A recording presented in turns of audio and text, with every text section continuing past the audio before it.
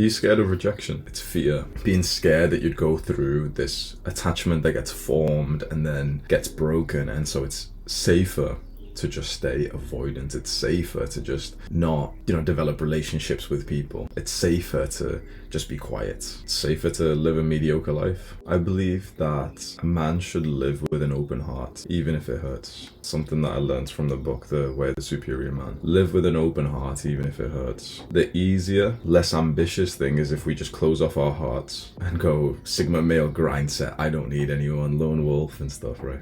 That's the easier thing, and some people look up to that. Fair enough, like these people look up to that. But again, like, you're not one of these people, man. Your own self-improvement, your ambitions higher than that, aren't they? The ambitions of average people of like, oh yeah, the safety thing. I think the most ambitious men want to be up here, where we understand that having an open heart, friendships and relationships, love and family is going to cause some pain, but we still want those things in our lives because there's so much benefit to having that. But the way that you cultivate some of these is there is some pain involved. To build the body of your dreams, you need to feel sore sometimes. Sometimes you need to feel that burn in your muscles. Sometimes you're really, really sore and stiff the next day. But the guys who are the most ambitious still want to build like an awesome physique, even though there's pain on the way. Imagine what would we say to the fat guy who says like, no, I don't go to the gym just because it burns too much and I just want to save myself from the pain. What would you say to him?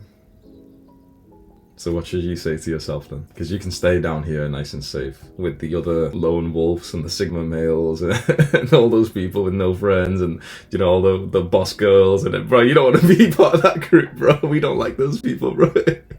But it's safe.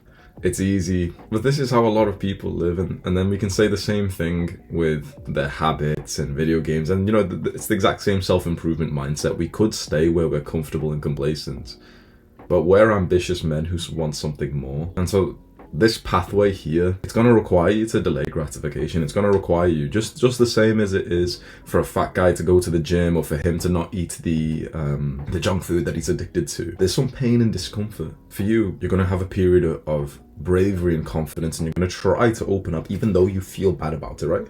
You're not going to just suddenly feel like awesome about this.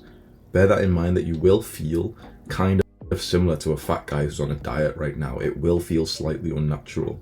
But the guy who makes the progress is the one who has that feeling, but then keeps on doing the right thing because he just sees his sights up there. I think that's what you need. I think you're afraid of the negative, uncomfortable feelings that arise when it comes up to opening up to someone, being vulnerable and getting into like a deeper relationship with them. Am I right when I say that? I want to tell you right now, that feeling's not going to go away. If it did, then you'd have unlimited friends, right? So the feeling's not going to go away. That's why we do the hard work, especially when we don't feel like it. Are you convinced that forming relationships, friendships is the right thing in a logical, non-emotional arguments? You didn't say it with, with emotion or hype or confidence or anything like that. Yeah, of course it is.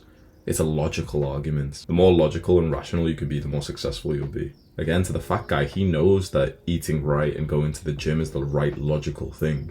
But on the way to that, there's a bunch of like emotions, like his emotions are unfortunately tied to the addictions of junk food and everything. And the guys who listen to that feeling, they always fail their diets, don't they? So right now, this was hard. Maybe messaging someone was hard. Maybe hopping on a call is hard. Soon that's going to feel pretty like just smooth. You might even like not realize it, but a week or two or a month from now, this won't even be a problem in your life. You'll literally just have like this consistent group of friends that you spend time with, that you call and stuff. And when that happens, that's when you've still got to make sure that you're pushing yourself to that point of being able to open up, still hitting those PRs. I think what might have happened is like your ability, your strength in opening up was up here, and you've lived down here for a little while. You didn't push yourself. But let me ask you, when you were living like this, wasn't life hard anyway? So what have you got to lose if you just started to open up? Life was hard before you started opening up anyway. What have you got to lose then?